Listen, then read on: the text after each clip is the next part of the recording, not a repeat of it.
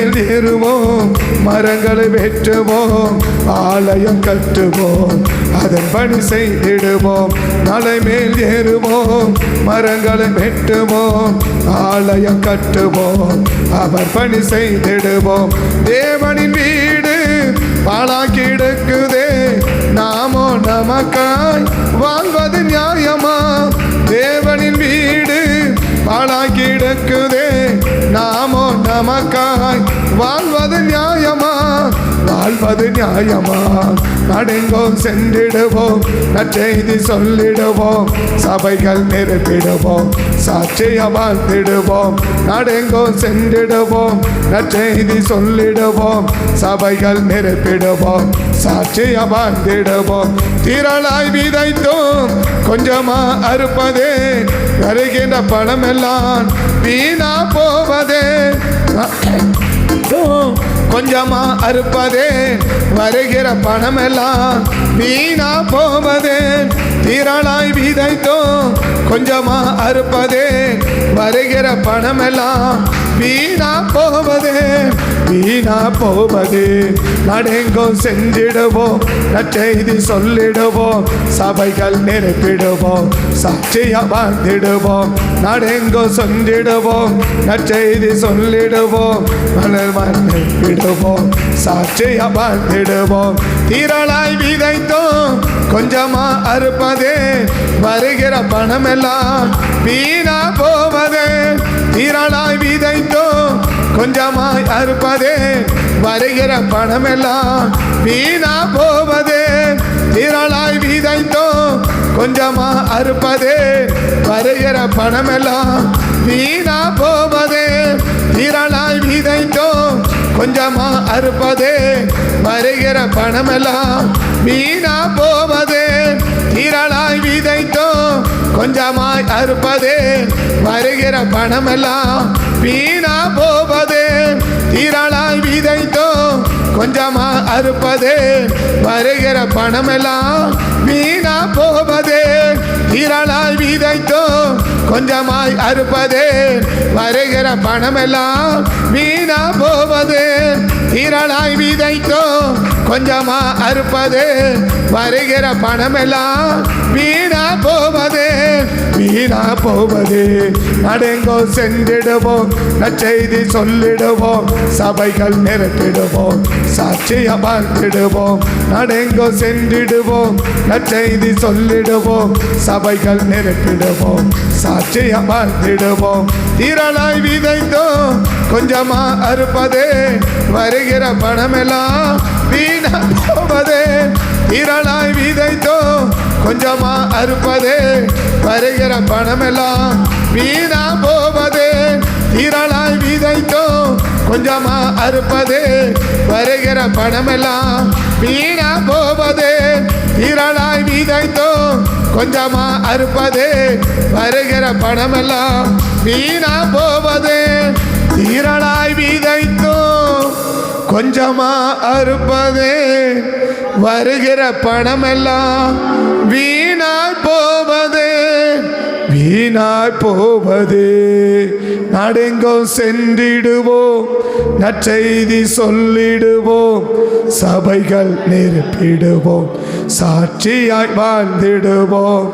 நடுங்கோ, சென்றிடுவோம், நற்செய்தி சொல்லிடுவோம், சபைகள் நிரப்பிடுவோம், சாட்சியாய் வாழ்ந்திடுவோம். மலை மேல் ஏறுவோம், மலைகளை வெட்டுவோம், ஆலயம் கட்டுவோம், அவர் பணி செய்திடுவோம். ஏன்னைக்கு நம்முடைய பணங்கள் எல்லாம் வீணாகுது, நம்முடைய உழைப்புகள் எல்லாம் வீணாகுது, நம்ம பிரயாசங்கள் எல்லாம் இன்னைக்கு ஏன் வீணாகுது அப்படின்னா, தொடர்ந்து பார்த்துட்டு வரோம், இருக்க வேண்டிய இடத்துல இருக்கணும். நம்ம நேற்று கவனிக்க ஆரம்பித்தோம், இருக்க வேண்டிய இடத்துல எப்படி இருக்கணும் அப்படின்னு ஆரம்பித்தோம். இருக்க வேண்டிய இடத்துல எப்படி இருக்கணும், இருக்க வேண்டிய இடத்துல இருக்கணும். அது எப்படி இருக்கணும்? விருப்பத்தோடு இருக்கணும் அப்படின்னு நம்ம நேற்றுக்கு ஆரம்பித்தோம். விருப்பத்தோடு இருக்கணும். ஸோ இன்றைக்கு உபயோகமாக இருக்கணும் அப்படின்னு இன்றைக்கி நம்ம பார்க்கணும். இருக்க வேண்டிய இடத்துல இருக்கணும். இருக்க வேண்டிய இடத்துல எப்படி இருக்கணும் அப்படின்னா உபயோகமாக இருக்கணும், ஆண்டவருக்கு உபயோகமாக இருக்கணும். ஏதாவது ஒரு விதத்தில் நம்ம உபயோகமாக இருக்கணும். அப்படி உபயோகமாக இருந்தால் தான் நம்ம எதிர்பார்க்கிற பலன் இல்லை. நம்முடைய வாழ்க்கையில் பணங்கள் வீணாகாமல் தேவன் தடுப்பார், உழைப்புகள் வீணாகாமல் தேவன் தடுப்பார். எதுவுமே தேவன் என்ன செய்ய மாட்டான், வீணாகாமல் இருக்கும். எதுவுமே வீணாகாது. எதுவும் நம்ம கையில் கொடுக்கப்பட்ட எதுவுமே வீணாக போகாது. பணமோ நேரங்களோ உழைப்போ பொருட்களோ இனி எந்த காரியம் என்னாகாதுன்னா வீணாக போகாது. இதை நம்ம ஆகாய் தீர்க்க தரிசன புஸ்தகத்திலே நம்ம கவனிக்க முடியும். ஆகாய் தீர்க்க தரிசன புஸ்தகத்தில் தான் இதை எழுதியிருக்கிறத நம்ம பார்க்க முடியும். இருக்கக்கூடாத இடத்துல இருக்கிறாங்க. அந்த இருக்கக்கூடாத இடத்துல இருக்கிறவர்களை அந்த கோரேஸ் ராஜா சொல்கிறா, நீங்கள் இருக்கக்கூடாத இடத்துல இருக்கிறீங்க, எங்கே போக விரும்புங்க, இருக்க வேண்டிய இடத்துக்கு நீங்கள் எல்லாம் போங்க அப்படின்னு சொல்லும்போது போக விருப்பம் உள்ளவங்களாம் போக அப்படின்னு எஸ்ரா 1ஆம் அதிகாரத்தில் கோரேஸ் ராஜா என்ன செய்கிறா நமக்கு சொல்கிறா. கோரேஸ் ராஜா அன்ற யூதா ஜனங்களுக்கு சொன்னார், எங்கே போங்க, நீங்கள் எல்லாம் இருக்கக்கூடாத இடத்துல இருக்கிறீங்க, நாளை எங்கே போங்க, இருக்க வேண்டிய இடத்துக்கு போங்க அப்படின்னு எஸ்ரா 1ஆம் அதிகாரத்துலேயும் 2 நாளாகமும் கடைசி அதிகாரத்துலேயும் நம்ம என்ன செய்ய முடியும், இதை நம்ம பார்க்க முடியும் இல்லையா. இருக்க வேண்டிய இடத்துக்கு என்ன பண்ணுங்க, நீங்கள் கடந்து புறப்பட்டு போங்க. யாருக்கெல்லாம் விருப்பம் இருக்குதோ அவங்களாம் எங்கே போங்க, நீங்கள் புறப்பட்டு யூதா தேசத்துக்கு போங்க அப்படின்னு சொல்ல முடியும் இல்லையா. எரேமியாவின் வாயினாலே கர்த்தர் சொன்ன வார்த்தை நிறைவேறும்படி பெர்சியாவின் ராஜாவாகிய கோரேசின் ஆவியை தேவன் ஏவினதினால் அவர் சொன்னது என்ன சொன்னார், பரலோகத்தின் தேவனாகிய கர்த்தர் பூமியின் ராஜ்யங்களாம் எனக்கு தந்தருளினார். எருசலேமில் தமது ஆலயத்தை கட்டும்படி எனக்கு கட்டளையிட்டிருக்கிறார். அவருடைய ஜனங்கள் எல்லாரிலும் இருக்கிறானா அவன் போக மனதுள்ளவன் என்ன செய்ய கடவன், போக கடவன். திரும்ப அந்த வாசிச்ச தாசந்த திரும்ப வாசிச்சிங்கன்னா நிறைவேறும்படி கோரேஸ் ஆகிய கோரேசுடைய 1ஆம் வருஷத்திலே கோரேசின் ஆவியை ஏவினதினால் அவன் பரலோகத்தின் தேவனாகிய கர்த்தர் பூமியின் ராஜ்யங்களை எல்லாம் எனக்கு கொடுத்திருக்கிறார் என்றார் இல்லையா. பூமியின் ராஜ்யங்களை எல்லாம் கொடுத்திருக்கிறார் என்றார். அப்போ அந்த பூமியின் ராஜ்யங்களை எப்படி ஒரு கிடைக்கும், இந்த பூமியின் ராஜ்யங்கள் எல்லாம் எப்படி கிடைக்கும் அப்படின்னா தானியேல் 5ஆம் அதிகாரம் கடைசி 2 வசனத்தை படிச்சிங்கன்னா, தானியேல் 5ஆம் அதிகாரம் கடைசி 2 வசனத்தை படிச்சிங்கன்னா, அப்பொழுது தானியேலுக்கு இரத்தாம்பரத்தையும் தரிப்பித்தான் என்று கட்டளையிட்டான். அன்று ராத்திரியிலே கல்தேரின் ராஜ்யம் ஆகிய யாரால் கொலை செய்யப்பட்டான், அந்த ராஜ்யம் மேதிய பெர்சியராலே அவனுக்கு என்ன செய்யப்பட்டது, கொடுக்கப்படுது. மேதிய பெர்சியர் விளம்பி யாரை கொலை செய்கிறாங்க, அந்த பெல்ஷாத்சாரை கொலை செய்கிறாங்க. அடுத்ததான் பார்க்குறோம் மேதிய பெர்சியர் ராஜ்யம் என்ன செய்யுது, 6ஆம் அதிகாரத்துலேருந்து ஆரம்பிக்குது. எதுலேருந்து, தானியேல் 5ஆம் அதிகாரம் வரைக்கும் நேபுகாத்நேச்சார். அடுத்து எது ஆரம்பிக்குது, பெல்ஷாத்சாருடைய காரியம் முடியுது. 5ஆம் அதிகாரத்தில் முடியுது. 6ஆம் அதிகாரம் எது தொடங்குதுன்னா மேதிய பெர்சியர் ராஜ்யம் தொடங்குது. மேதிய பெர்சியர் ராஜ்யம் தொடங்குது. இந்த கோரேஸ் எந்த ராஜா, பெர்சியாவினுடைய ராஜா. மேதிய பெர்சியா ராஜாவினுடைய ஒரு ஆள் தான் யாருன்னா அந்த கோரேஸ் ராஜா இல்லையா. எதுக்கு இதை சொல்கிறேன் அப்படின்னு சொன்னால், அந்த ராஜ்யம் சும்மா வரல. இப்போ கோரேஸ் சொல்கிறாரு, பூமியின் ராஜ்யங்களை எல்லாம் எனக்கு தந்தார் இல்லையா. அவர் எடுத்த முயற்சி ஒன்று கூட என்ன செய்யணும், வீணாக போகலை. யார் எடுத்த முயற்சி, கோரேஸ் எடுத்த முயற்சி. என்ன முயற்சி எடுக்கிறாரு, இவன் பாபிலோனை ஆளுகை செய்யணும் அப்படின்னு நினைக்கிறார். யார், கோரேஸ். அப்போ எப்படியா செய்கிறாரு, அவர் முயற்சி எடுக்கிறார். என்ன முயற்சி, இப்போ பெல்ஷாத்சாரை கொலை செஞ்சாதான் அந்த ராஜ்யத்தை அவன் என்ன செய்ய முடியும், பிடிக்க முடியும் இல்லையா. இப்போ அவன் எதுக்கு போகணும், படையெடுத்து போகணும். எது மேலே, பாபிலோனுக்கு மேலே படையெடுத்து போகணும். பாபிலோன் படையெடுத்து போயிட்டு அதை மேற்கொண்டு அதை ஜெயிச்சா அவன் என்ன செய்ய முடியும், அந்த ராஜ்யத்தை அவன் பிடிக்க முடியும். அப்படின்னா இப்போ கோரேஸ் என்ன செஞ்சிருக்கிறாரு, இப்போ கோரேஸ் என்ன செஞ்சிருக்கிறாரு, அந்த பாபிலோன சாம்ராஜ்யத்துக்கு மேலே படையெடுத்து போகிறாரு, அங்கே யுத்தம் பண்ணுறாரு. அந்த யுத்தம் என்ன செய்யுது, அவருக்கு வாய்க்குது. அந்த யுத்தம் இவருக்கு சாதகமாக முடியுது. இவருக்கு சாதகமாக முடியறதுனால தேவன் என்ன செய்கிறார், அந்த ராஜ்யத்தை அவர் கையில் கொடுக்குறார். ஏன் கொடுத்தாரு, இல்லை யாருக்கு கொடுக்க விரும்புகிறார், ரெண்டு பேரையும் சொல்ல விரும்புகிறேன். நான் யூதா மட்டும் சொல்ல நினச்சேன், பட் அது வாசிக்கும் போது அது எனக்கு தூண்டப்படுறேன். எது, கோரேசுக்கும் ஏன் அவன் எடுத்த முயற்சியில் எல்லாம் வீணாக போகலை, யாருடைய பலன் வீணா போகாது, அதை தான் சொல்ல விரும்புகிறேன். யாருடைய பலன் வீணா போகாது. கொஞ்சம் திரளாய் விதைத்தோம், கொஞ்சமாக அறுக்கிறோம், வருகிற பணமெல்லாம் வீணா பணம் மாத்திரமல்ல, உழைப்பு செயல்பாடு எல்லாமே வீணாக போகுது. ஏன் வீணாக போகுது அப்படின்னா, இருக்க வேண்டிய இடத்துல இருக்கிறது மட்டுமல்ல, இருக்க வேண்டியது எப்படி இருக்கணும், உபயோகமாக இருக்கணும். உபயோகமாக இருந்துட்டோம்னா என்ன போகாது, நம்முடைய பணங்கள் எல்லாம் வீணாக போகாது, உழைப்புகள் வீணாக போகாது, நேரங்கள் வீணாக போகாது, நம்முடைய பிரயாசங்கள் வீணாக போகாது, எதுவுமே வீணாக போகாது. இப்போ அதுக்கு சிறந்த எடுத்துக்காட்டு யார், கோரேஸ் ராஜா. அவன் சொல்கிறான், என்ன சொல்கிறாரு, பூமியின் ராஜ்யங்களை எல்லாம் ஏன் கொடுத்தாரு ஆண்டவன் சொல்லிட்டார் இல்லையா, பூமியின் ராஜ்யங்கள் எல்லாம் எனக்கு கொடுத்தாருன்றார் இல்லையா. சரி, இப்போ யூதாவை யார் கையில் கொடுத்தாரு, நேபுகாத்நேச்சார் கையில் கொடுத்தார் இல்லையா. நேபுகாத்நேச்சார் கையில் கொடுத்தார். யார், யூதாவை நேபுகாத்நேச்சார் கையில் என்ன செஞ்சார், கொடுத்தார் இல்லையா. இப்போ நேபுகாத்நேச்சார் என்ன செஞ்சான், தூக்கின்னு போய் கொடுத்தரல, அவனை படையெடுத்து வச்சு இங்கே இருக்கிற ஜனங்களோட யுத்தம் பண்ணி இந்த ஜனங்கள் எல்லாம் பிடிச்சிட்டு போனான், வெங்கலம் வெள்ளியெல்லாம் எடுத்துகிட்டு போனான். அப்படின்னா அவனுக்கு என்னவா முடிஞ்சிருச்சு, அது வெற்றியாக முடிஞ்சிருச்சு. அதை போல தான் அந்த கோரேஸ் என்ன பண்ணியிருக்கணும், பாபிலோனுக்கு மேலே யுத்தம் பண்ண வந்திருக்கணும், படையெடுத்து வந்திருக்கணும். அவன் எடுத்த முயற்சியை கர்த்தவனுக்கு என்ன செஞ்சு கொடுக்குறாரு, வாய்க்க பண்ணி கொடுக்குறார். ஏதோ பாபிலோனுக்கு மாத்திரமல்ல, அவன் சொல்கிற வார்த்தை என்ன, பூமியின் ராஜ்யங்கள் எல்லான்றார். இந்த உலகத்தோட முழு ஆளுகை என்ன செய்கிறாரு, என் கையில் கொடுத்துட்டாரு. ஏன்பா கொடுத்தார் அப்படின்னு கேட்டால் அழகாக அவன் சொல்கிற ஸ்டேட்மெண்ட் பாருங்கள். என்ன ஸ்டேட்மெண்ட்டு, தேவனுடைய ஆலயத்தை கட்டும்படி எனக்கு என்ன செஞ்சுருக்கிறார், கட்டளையிட்டு. இந்த ஸ்டேட்மெண்ட்டை யார் சொல்ல முடியல, நேபுகாத்நேச்சார் பொண்ணு. எது, அவன் தான் சொப்பனம் பார்க்குறான் 2ஆம் அதிகாரத்தில். என்னது, அந்நீரே அந்த பொண்ணான தலை, ஒரு தலை என்னச்சு, அது தங்கமாக இருந்துச்சு, அடுத்து மார்பு வெள்ளியாக இருந்துச்சு, அடுத்து வயிறு இரும்பாக இருந்துச்சு, அப்படி பார்க்குறாரு இல்லையா. தொடக்காளி மணி இதெல்லாம் இருந்துச்சுன்னு பார்த்தாரு இல்லையா, இதெல்லாம் பார்த்தார் இல்லையா. பார்க்கும்போது என்ன செய்யுது, அந்த தலை நீரே என்றார். பெரிய ஆள் தான் நேபுகாத்நேச்சார். அவர் என்ன சொல்ல முடியல, இந்த பூமியின் ராஜ்யங்கள் எல்லாம் எனக்கு கொடுத்தாருன்னு சொல்ல முடியல. யாரு, நேபுகாத்நேச்சார் என்ன செய்ய முடியல, பூமியின் எல்லா ராஜ்யங்களையும் என் கையில் கொடுத்தாருன்னு சொல்ல முடியல. ஆனால் கோரேஸ் என்ன சொல்கிறாரு, பூமியின் ராஜ்யங்களை எல்லாம் என்ன செஞ்சார், என் கையில் கொடுத்தாரு. அப்படின்னா நான் எங்கே போனாலும் சரி அதை என்ன செய்ய முடிஞ்சிச்சு, கர்த்தர் எனக்கு வாய்க்க பண்ணி கொடுத்தான்னு சொன்னார் இல்லையா. இதை எப்படி பார்க்கலாம், 1 சாமுவேல் 14 பார்த்தீங்கன்னா சவுல் சொல்லுவார் இல்லையா, நான் யார் மேலாம் படையெடுத்து போனேனோ எல்லாரும் என்ன செஞ்சேன், அடக்கினான் அப்படி சொல்லுவார் இல்லையா. 1 சாமுவேல் 14 சொல்லுவார் இல்லையா, சவுலை பற்றி சொல்லுவார் இல்லையா. அவன் யார் மேலே படையெடுத்து போனானோ அவர்களை எல்லாம் என்ன செஞ்சான், அடக்கினான் இல்லையா. 1 சாமுவேல் 14 கடைசியில் பாருங்கள், 1 சாமுவேல் 14ஆம் அதிகாரத்தில் ராஜ்யபாரத்தை பெற்றுக்கொண்டு எல்லா சத்துருக்களும் ஆகிய மோவாபியர், அம்மோன் புத்திரர், ஏதோமியர், சோபார் ராஜா, பெலிஸ்தருக்கும் யுத்தம் பண்ணி எவர்கள் மேல் படையெடுத்து போனானோ அவர்கள் எல்லாம் அடக்கினான்னு பிடிச்சான்னு சொல்கிறார். அடக்கி பிடிச்சான்னு சொல்கிறார் இல்லையா.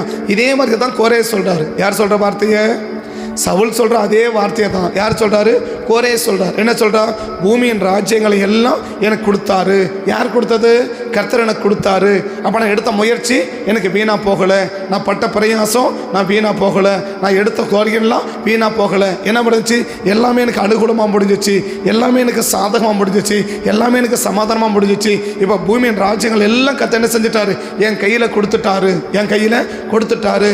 சரிப்பா, எதுக்கு கொடுத்தாரு, ஏன் உன் கையில் கொடுத்தாரு, ஏன் உன் கையில் அதை கொடுத்தாரு, இந்த காரியத்தை கொடுக்குறது என்ன காரணம், ஏன்னா இது கர்த்தர் கொடுக்கறத ஏசாயா விளக்குறார். என்ன விளக்குறார், இப்போ கோரேஸ் என்ன சொல்கிறாரு, எரேமியாவை சொல்கிறார், 2 நாளாகமத்தில் சொல்கிறாரு, பூமியின் ராஜ்யங்களை எல்லாம் எனக்கு கொடுத்தார் அப்படி சொல்கிறார் இல்லையா.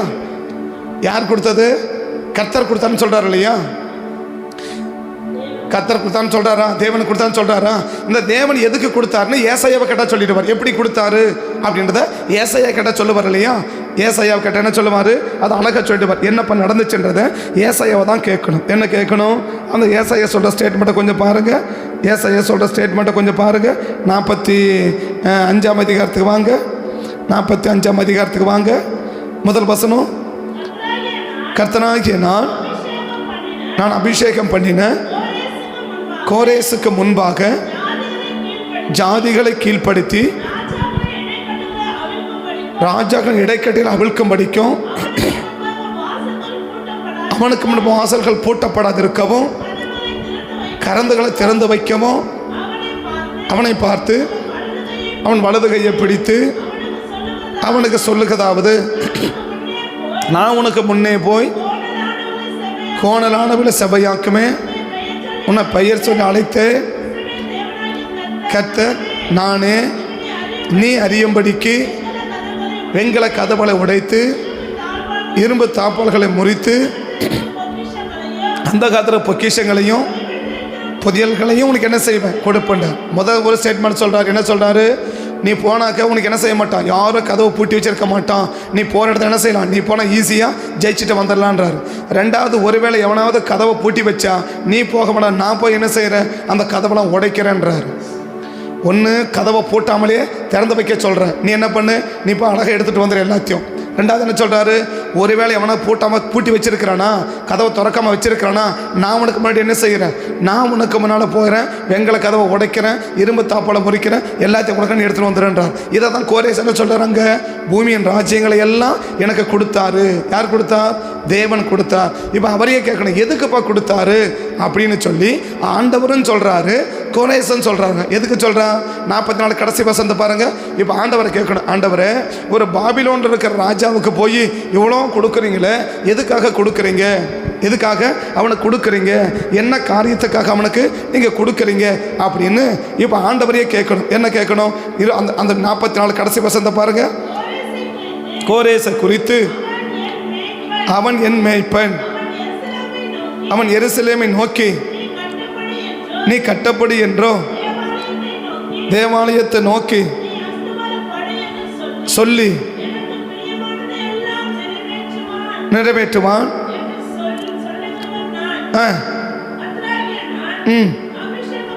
அபிஷேகம் பண்ணின கீழ்ப்படுத்தி அவிழ்க்கும் படிக்கும்.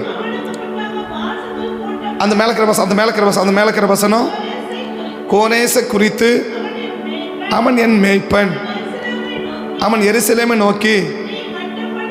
எதுக்கு நான் அவங்கள்ட்ட இவர்தெல்லாம் கொடுக்குறேன்?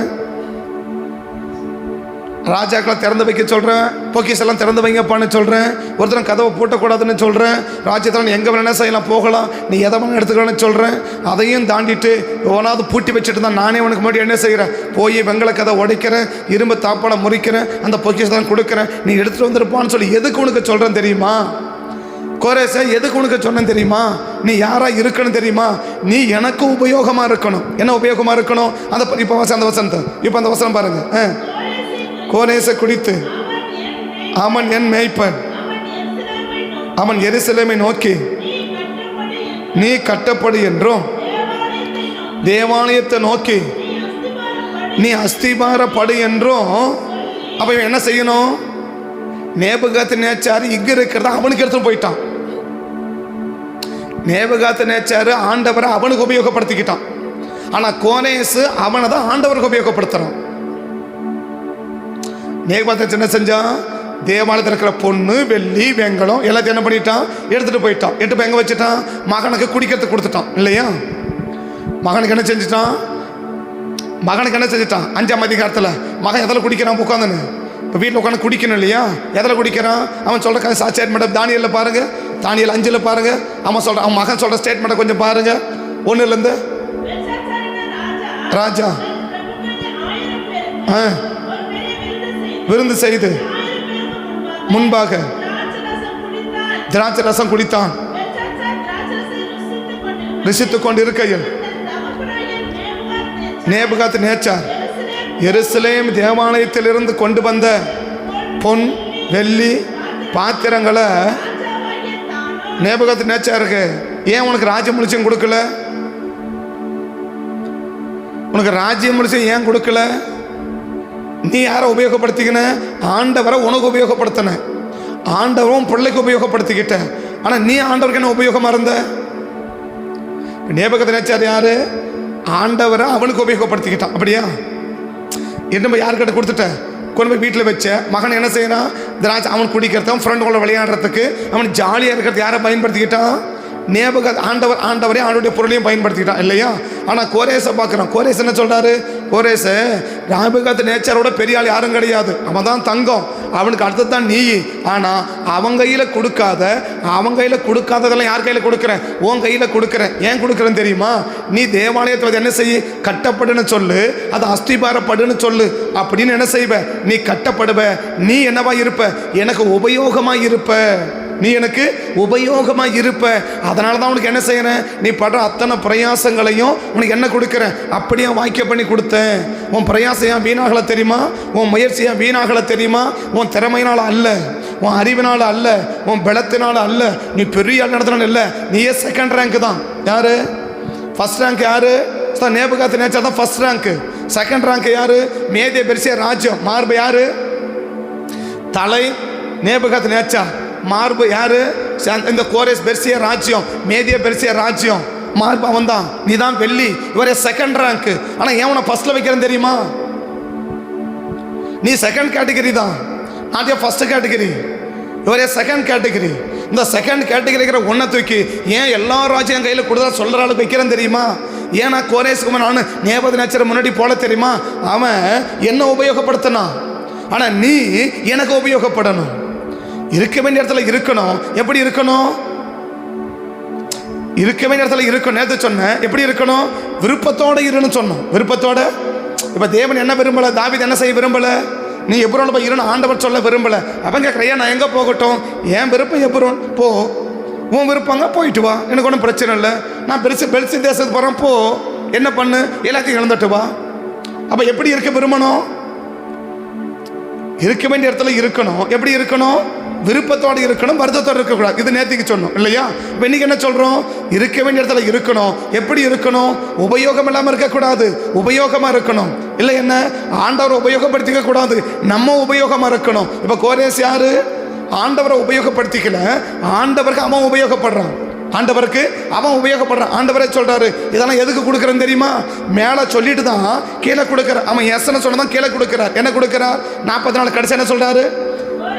கோரேசை குறித்து, நீர் என் மேய்ப்பன், அரசலமை நோக்கி நீ கட்டப்படு என்றும் நோக்கி அஸ்திபாரப்படு என்றும் சொல்லும். எனக்கு பிரியமானதை எல்லாம் நிறைவேற்றமான எஸ்ன்னு சொன்ன பிறகுதான் 45 ஆரம்பிக்கிறார். என்ன ஆரம்பிக்கிறார்? ராஜ்யங்கள் பூட்டப்படாது இருக்கவும், கதவால் திறந்து வைக்கவும் நான் என்ன செய்வேன்? கட்டளையிட்டு இருக்கிறேன். நான் உனக்கு முன்னாடி போறேன், எல்லா குழந்தையும் செவ்வையாக்குறேன், இரும்பு தாப்பால உடைக்கிறேன், இரும்பு அங்கல கதை உடைக்கிறேன், இதை தாப்பால முறிக்கிறேன், பொக்கிஷத்தெல்லாம் உனக்கு கொடுக்கிறேன். எதுக்கு? நீ அதுக்கு சம்மதிச்சிருக்கிற. எதுக்கு சம்மதிச்சிருக்கிற? எனக்கு உபயோகப்படுவதற்கு ஓகேன்னு சொல்லிட்டேன். இதான் இங்க சொல்றாரு. எரேமியா சொல்றாரு. என்ன சொல்றாரு? அவர் பண்ணாரான்னு பின்னாடி சொல்றேன். அவர் எரேமியா சொல்றாரு. எரேமியா என்ன சொல்றாரு? 70 வருஷம் என்ன ஆயிடுச்சு? முடிஞ்சிடுச்சு. எத்தனை வருஷம் அடிமையா இருக்கணும்? 70 வருஷம் அடிமையா இருக்கணும். முடிஞ்சிடுச்சு. அப்ப என்ன செய்? நீங்க கிளம்புக்குப்பா. சொல்றது யாரு? கோரேஸ் சொல்றான். என்னது? கர்த்தர் கோரேசின் ஆவி ஏவினதினால், கோரேசின் ஆவி ஏவினதினால், ஏவினதினாலே கர்த்தர்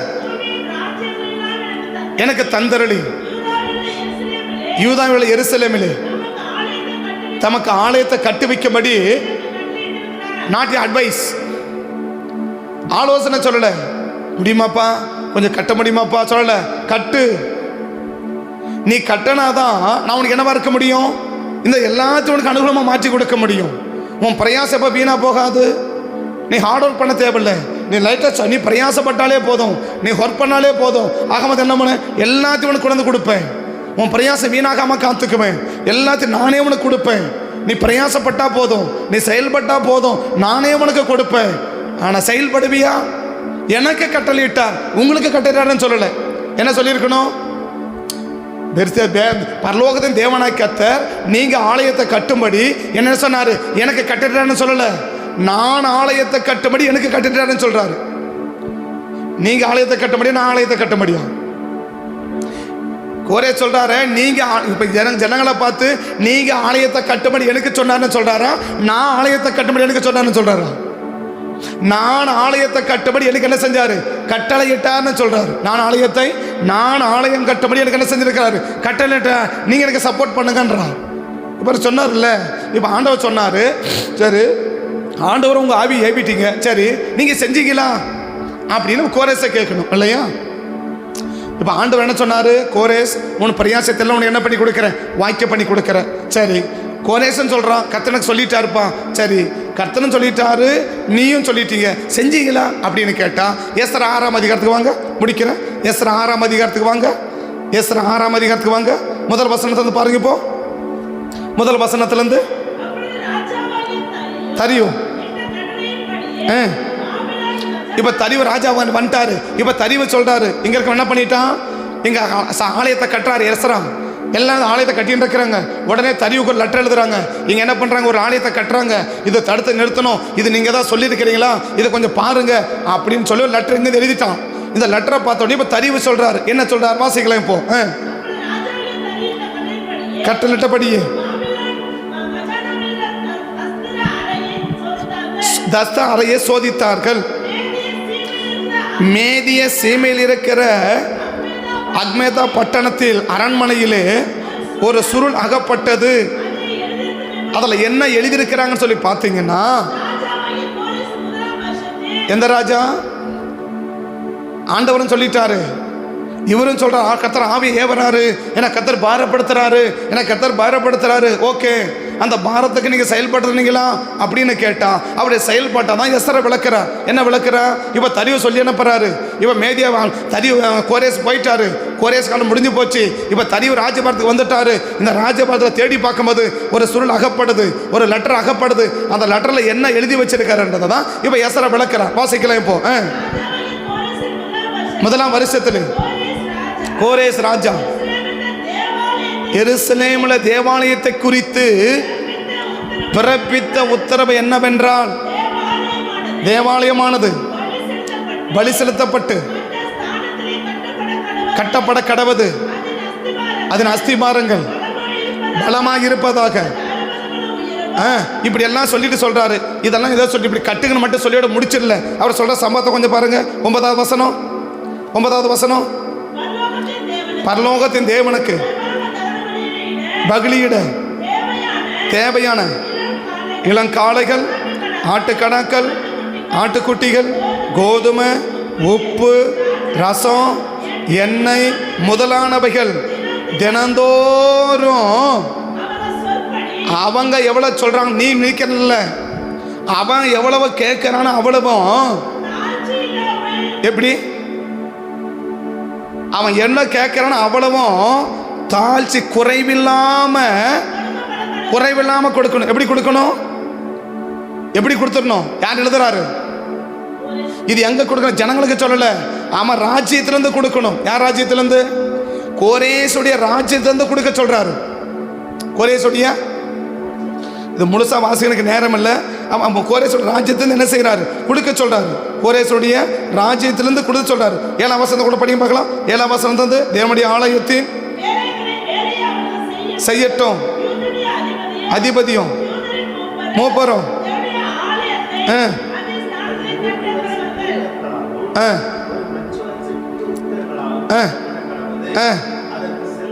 அதுக்கு செல்ல செலவுகள் ராஜாவின் அரண்மனையிலிருந்து என்ன செய்யுது? கொடுக்கப்பட. 4ஆம் வசனம் சொல்றாரு, ராஜாவின் அரண்மனை தான் கொடுக்கணும். இப்ப அவங்களுக்கு மட்டும் சொல்லிடல. என்ன சொல்லிடல? உங்ககிட்ட இருக்கிறத கொடுத்து அனுப்புங்கப்பா, போக முடியாது போறவன் போங்க, போக முடியாத என்ன செய்யுங்க கொடுத்தணும்னு சொல்லிட்டு அவங்கள மட்டும் கொடுக்க சொல்லி நிக்கல. ராஜாவின் அரண்மனையிலிருந்து எவ்வளவு? அந்த ஆலயம் கட்டி முடிக்கப்படுவதற்கு எவ்வளவு பேஸ் செலவாகுது? இது மட்டுமல்ல, ஆலயம் இது முதல் 4ஆவது வசனம் என்ன சொல்றாரு? பேஸ், அந்த பேஸ் போடுறதுக்கு செலவு சொல்றாரு. 9ஆவது வசனம் என்ன சொல்றாரு? இப்ப ஆலயம் கட்டி முடிஞ்சிடுச்சு, அவனுக்கு என்ன சொல்லுது? தினம் அங்க என்ன செய்யணும்? சர்வாங்க தகன பலி செலுத்தணும். அதுக்காக என்ன பண்ணு? அவன் எவ்வளவு கேட்கிறான்? உப்பு முதலானவைகள் நீ எப்படி கொடுக்கணும்? தாழ்ச்சி இல்லாம கொடுக்கணும், குறைவில்லாம கொடுக்கணும். அவன் எவ்வளவு கேட்டாலும் சரி. எங்கிருந்து கொடுங்க? இதெல்லாம் இந்த ராஜா தான் அதை பண்ணவன். நேபுகாத் நேச்சாரு ஆலயத்தை எடுத்து போய் மகனை கொடுத்தான். ஆனா கோரேசு அரண்மனையில் எடுத்து ஆலயத்தை கொடுக்கணும். இன்னைக்கு யாருக்கு வீணா போகுது?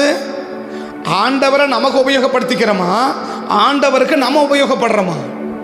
ரெண்டு பேருமே ராஜா தான், பிரதானமான ராஜா. அவன் கையில் கொடுக்காத ஒன்றை செகண்ட் பார்ட்டு கொடுக்குறாரு. ஏன் கொடுக்குறாரு? அவன் சொல்கிறான், என் அரண்மனையிலேருந்து ஆலயத்துக்கு தேவையான அத்தனையும் போகணும். ஆலயம் கட்டப்படுவது மட்டுமல்ல, ஆலயம் கட்டி முடிக்கப்பட்டாச்சு. உமாதாஸ் என்ன சொல்றாரு? ஆலயம் கட்டி முடிக்கப்பட்டாச்சு. என்ன செய்யணும்? அங்கே சர்வாங்க தகன பலி செலுத்தணும். ஆலயம் சர்வாங்க தகன பலி செலுத்தும் போது அங்கே என்ன தேவை? அவனுக்கு ஆட்டு தேவை, ஆட்டு கடா தேவை, ஆட்டுக்குட்டி தேவை, எண்ணெய் தேவை, ரசம் தேவை, ஏன் உப்பு கூட அங்கே தேவை. அவன் உப்பு கூட வாங்கக்கூடாது. உப்பு கூட எங்கேருந்து தான் போகணும்? இந்த அரண்மனையிலேருந்து தான் உப்பு கூட போகணும். அப்படின்னா என் அரண்மனை அத்தனை பொருளும் யாருக்கு பயன்படணும்? ஆண்டவருக்கு பயன்படட்டும். அப்போ ஏன் கோரேசோடைய பிரயாசத்தை கதை வீணாக்கலை? ஏன் ஜனனுடைய அந்த கோரேசோட ராஜனுடைய பிரயாசத்தை ஏன் கதை வாய்க்கப்படி கொடுக்குறாரு? ஏன் பிரயாசம் வீணா போகலை? அவன் சொல்கிறான், என் அரண்மனையில் பயன்படாத பொருள் ஒன்று கூட இருக்கக்கூடாது. யாருக்கு? ஆண்டவருக்குன்னு. என் அரண்மனையில் இருக்கிற அத்தனை பொருளும், நான் மட்டும் இல்லை, என் அரண்மனையில் இருக்கிற, என் வீட்டில் இருக்கிற அத்தனை பொருளும் யாருக்கு பயன்படணும்? ஆண்டவருக்கு பயன்படணும். எழுதிட்டாரு. ஒருவேளை நானே செத்தா கூட சரி, என்ன செஞ்சு கொடுத்துருங்க. நானே செத்தா கூட சரி, என்ன நிறுத்தக்கூடாது. நான் சொல்றத என் உயிரே போனா கூட சரிப்பா, எது நிறுத்தப்படக்கூடாது? ஆண்டவருக்குன்னு கொடுக்கறது என்ன செய்யப்படக்கூடாது? நிறுத்தப்படக்கூடாது. ஆண்டவருக்கு பயன்பட வேண்டியது பயன்படாம போகக்கூடாது. ஏன்னா ஆண்டவர் எனக்கு கொடுத்தது எதுக்காக தான்? இதுக்காக தானே தவிர ஏன் ஆடம்பரத்துக்கு இல்லை, நான் பெரிய ராஜான காட்டிக்கிறதுக்கு இல்லை, நான் பெரிய ஆளை காட்டிக்கிறதுக்கு இல்லை. அதனால தான் ஆண்டவர் கொடுத்தாரு. அவரே கொடுத்தாரு. வெங்கல கதவை உடைச்சாரு, இரும்பு தாப்படை முடிச்சாரு, எல்லாம் என் கையில் கொடுத்துருக்கிறாரு. எதுக்கு? வச்சு அழகு பார்க்கறதுக்கு இல்லை, நான் ஆடம்பரமாக வாழ்கிறதுக்கு இல்லை, என் பசங்களை கொடுத்து விளையாட வைக்கிறதுக்கு இல்லை, என் பசங்க விருப்பப்படியானதுக்கு இல்லை, என் பசங்க அனுபவிக்கிறதுக்கு இல்லை. எதுக்கு கொடுத்தாரு? ஆலயம் கட்டுறதை கொடுத்தாரு.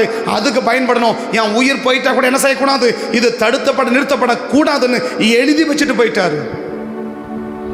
இதை பார்த்த உடனே தறிவை சொல்கிறேன், எப்பா கொடுத்துருங்கப்பா. ஒரு ராஜா ஆர்டர் போட்டாருப்பா. இவன் என்ன சொல்லியிருக்கணும்? தறிவு என்ன சொல்லியிருக்கணும்? அவன் என் போயமும் போட்டால் நமக்கு என்ன கிடக்கு, நான் போடலையா போய், அப்படி தானே சொல்லியிருக்கணும். அப்போ அவன் போடுற, அப்போ எந்த அளவுக்கு அவன் போட்ட சட்டத்தை மாற்ற முடியாத அளவுக்கு என்ன எழுதி வச்சு போயிட்டாரு. ஒரு சாதாரண வாயில சொல்லிட்டு மட்டும் போயிடல, என்ன சொல்லிட்டு போயிட்டாரு? செயல்படுத்தி காட்டுறது மட்டும் இல்லை, எனக்கு பின்னாடி வர்றவங்க என்ன செய்யணும்? அதை செய்யணும். அப்போ என் வீட்டில் இருக்கிற அத்தனை பணம் யாருக்கு பயன்படணும்? ஆண்டவருக்கு பயன்படணும், உபயோகப்படணும். அந்த உபயோகப்படக்கூடிய இலையில வச்சார் பத்தியா? அதனால தான் தேவன் எப்படி வைக்கிறாருன்னா, அந்த கோரேச ராஜாவை ஒரு சிறந்த எல்லா அவன் பிரயாசத்துக்குரிய எல்லா பலனையும் கத்த என்ன செஞ்சு கொடுக்கிறாரு? அவனுக்கு வாய்க்க பண்ணி கொடுக்கிறான். இன்னைக்கு நம்ம பிரயாசங்கள் வீணா போகாமல் இருக்குன்னா, இருக்க வேண்டிய இடத்துல இருக்கிறது மட்டுமல்ல, இருக்க வேண்டிய விதமாக இருக்கணும். எப்படி இருக்கணும்? உபயோகமாக இருக்கணும். யாருக்கு உபயோகமாக இருக்கணும்? ஆண்டவருக்கு உபயோகமாக இருக்கணும். ஆண்டவர் நமக்கு உபயோகப்படுத்துறதில்லை, ஆண்டவருக்கு நம்ம உபயோகம் இருந்தோன்னு சொன்னா நிச்சயமா தேவன் என்ன செய்வார்? நம்ம பிரயாசத்துக்குரிய எல்லா பலனையும் கொடுப்பாரு. நம்முடைய ஒரு பணம் கூட என்ன செய்யாது? வீணா போகாது. ஒரு பொருள் கூட என்ன செய்யாது? வீணா போகாது. ஒன்று என்ன செய்யாது? வீணா போகாது. கண்களை மூடுவோமா? நேரம்ல முடிக்கிறேன். கண்களை மூடுவோமா? கண்களை மூடுவோமா? தகப்பனை நன்றியோட துதிக்கிறோம் ஐயா, மை ஸ்தோத்திரிக்கிறோம். ஆசீர்வதிக்கப்பட்ட அந்த நல்ல நாளுக்காய் உமக்கு ஸ்தோத்திரம். இந்த நேரத்துக்காய் உமக்கு நன்றிகளை ஏறெடுத்து ஜெபிக்கிறோம். விசேஷத்தும் ஆண்டவரே துதிக்கிறோம் ஐயா. கடந்த நாட்களில் நாங்கள் இருக்க வேண்டிய இடத்துல இருக்கணும் மட்டும் இருந்துட்டோம், அதோடு இருந்துட்டா போதும், கர்த்தனை ஆசீர்வதிச்சிருவார் என்று நினச்சிட்டோம். இன்றைக்கு நீங்கள் எதிர்பார்க்குறீங்க, இல்லை இருக்க வேண்டிய இடத்துல நீ இருக்க வேண்டிய விதமாக இருக்கணும். எப்படி இருக்கணும்? எனக்கு உபயோகமாக இருக்கணும். உனக்கு இருக்க வேண்டிய இடத்த கொண்டு வந்தது எதுக்குன்னா, எனக்கு உபயோகப்படுவதற்கு தவிர எனக்கு என்ன உபயோகப்படுத்துவதற்கு இல்லை, என்ன உபயோகப்படுத்துவதற்கு மாத்திரம் நீ இல்லை.